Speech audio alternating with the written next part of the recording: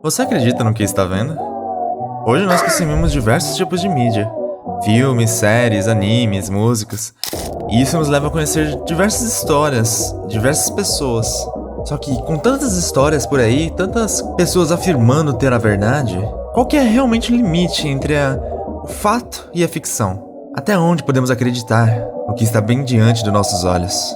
Olá, eu me chamo Hotaru, e hoje nós vamos falar de uma obra muito boa de Tatsuki Fujimoto. Caso você não conheça Tatsuki Fujimoto, talvez você deve pelo menos conhecer uma das suas obras, como Fire Punch, Look Back, que ganhou um filme recentemente, ou talvez a obra mais famosa dele, Chainsaw Man.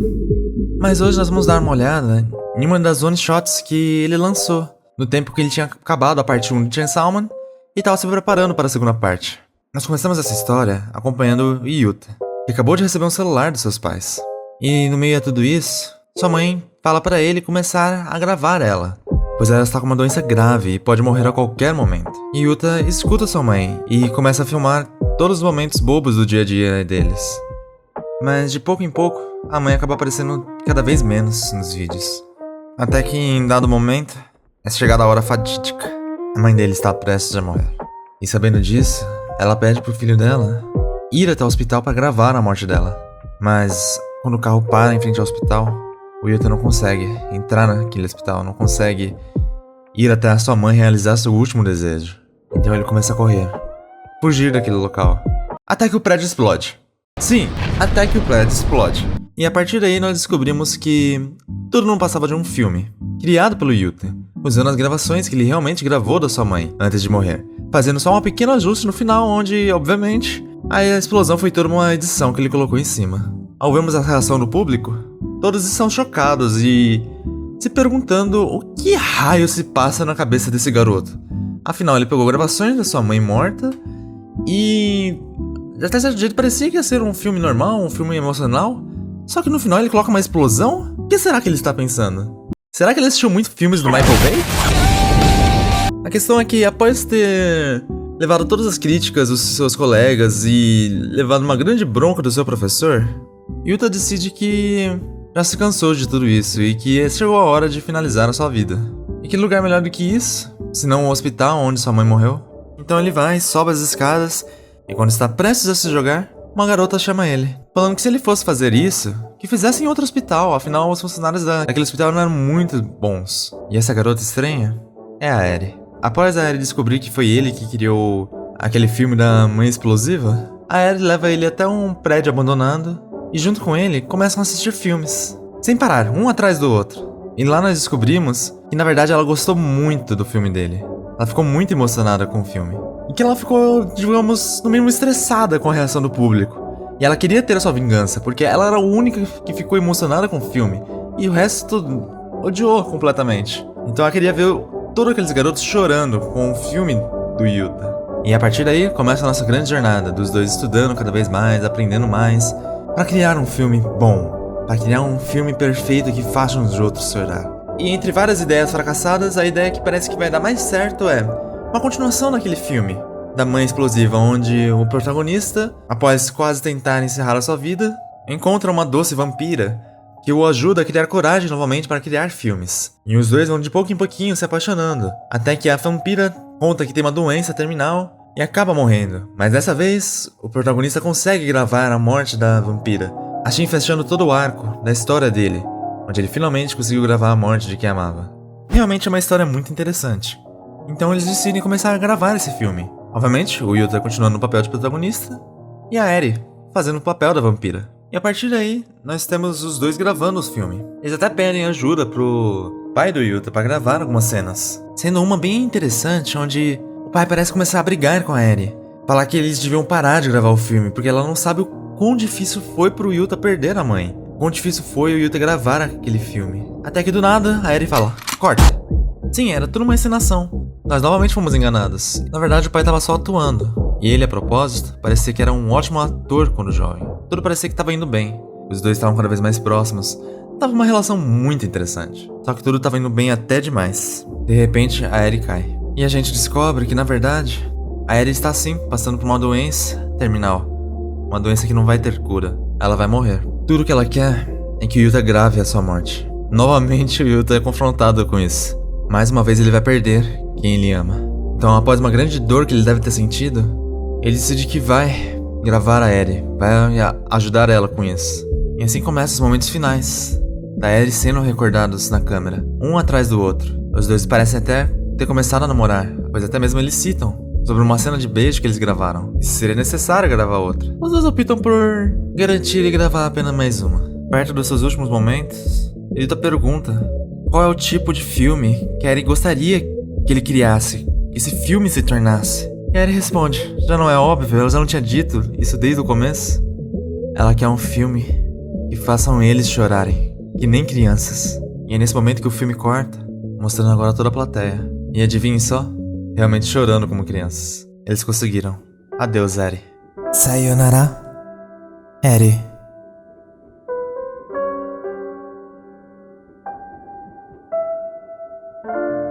Ok, parece um ótimo final, mas tem coisa faltando nessa história. Então vamos continuar o nosso filme.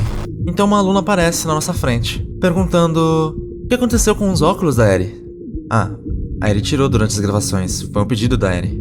Ah, mas e o aparelho? A mesma coisa, foi um pedido da Eri tirar durante as gravações. E a personalidade dela horrível e controladora que ela tinha? O Ida escondeu isso durante as edições do vídeo. Pegou apenas os cortes onde ela estava mais bela, mais perfeita, com uma personalidade idealizada, por assim dizer. E a propósito, eu também escondi algo de vocês. Algo que eu não contei propositalmente para esse momento. Um pouquinho antes, no mangá, nós também descobrimos que quando o Yuta estava gravando a mãe dele, ela não era aquela mãe perfeita, aquela mãe que parecia bondosa e que amava muito o filho. Na verdade, ela apenas deu um celular pro Yuta para gravar esses últimos momentos porque ela achava que ia se recuperar. Ela queria causar aquela boa impressão, afinal, ela trabalhava com a mídia. E isso podia ser uma grande alavancada na carreira dela, mostrando uma mulher forte superando uma grande doença, enquanto se mantinha firme com a família. E o pai gravou os últimos momentos dela. E adivinhe só, quando ela descobre que seu filho não ia até lá, ela só fala uma coisa. Parece que aquele inútil foi um imprestável até o final. Chocante, né? Como algo que nós tínhamos como certeza, nós realmente acreditávamos no que estávamos vendo. Só que era tudo mentira. Talvez não tudo, mas do jeito que as formas estavam, era uma grande mentira, por assim dizer. Não era a realidade, não era a verdade que estava sendo mostrada diante de nós. Mas o mangá não acabou ainda. Então nós vemos que o protagonista continuou editando de novo o filme da Eri. Só que ele nunca conseguia deixar perfeito. Parecia que estava faltando alguma coisa. Mas o filme tinha tudo. Tinha uma história envolvente, tinha uma edição muito boa, tinha reviravoltas e tinha o seu toque especial. Afinal, Yuta sempre gostava de dar certa fantasia nos filmes. E nesse não era diferente. Tinha a fantasia da Eri ser uma vampira que ia morrer. Tinha tudo. Por que ele não conseguia se sentir satisfeito?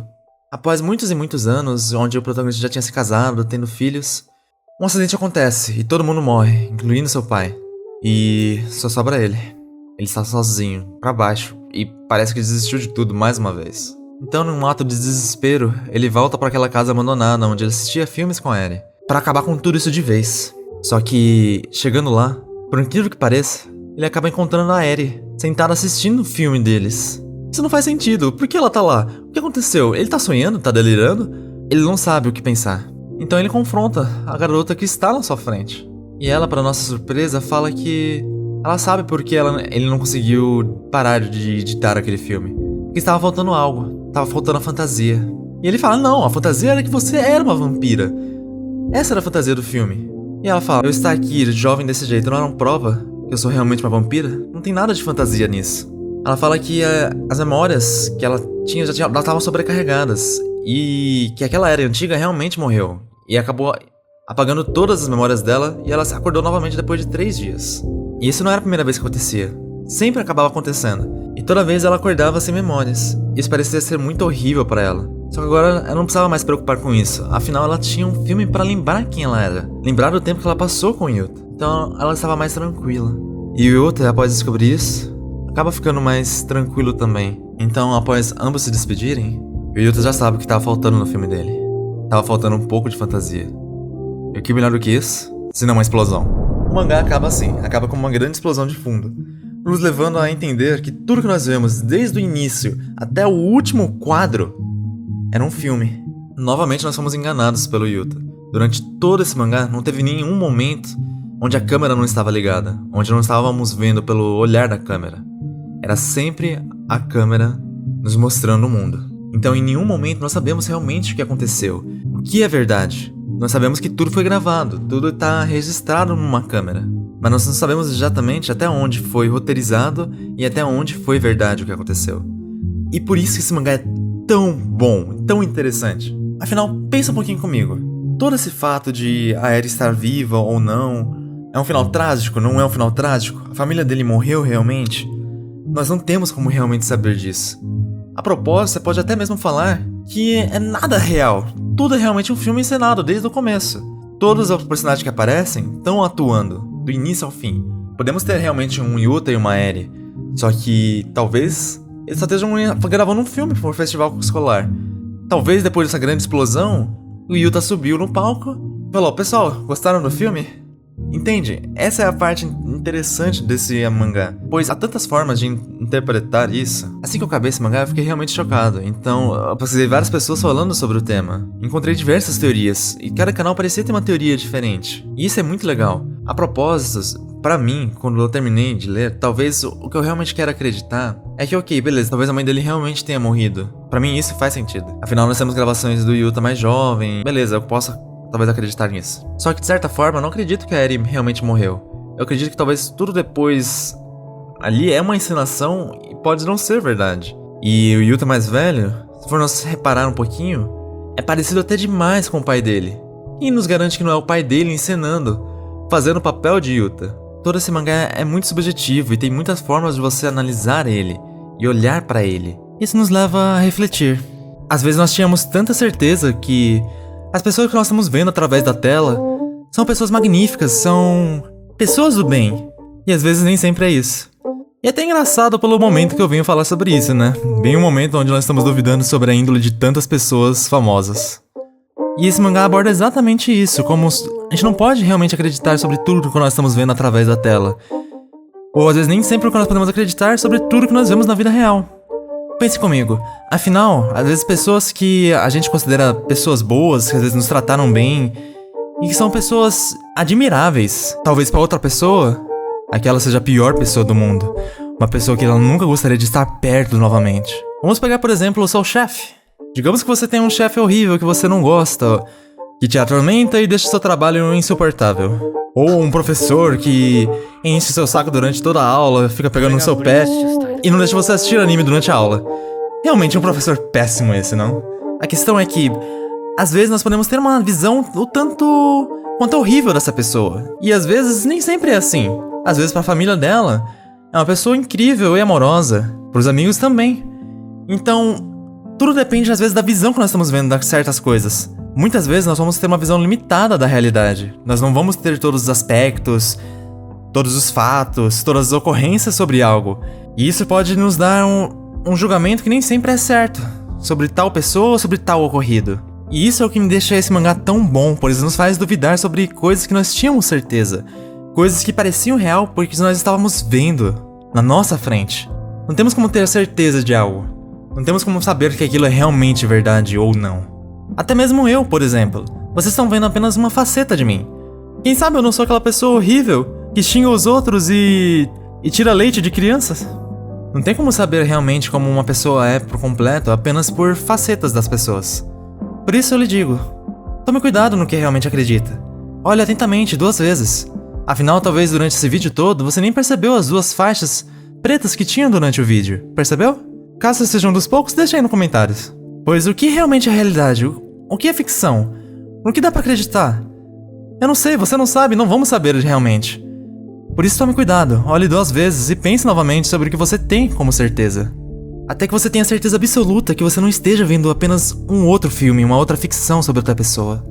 Somente assim, podemos chegar um pouquinho mais perto da verdade.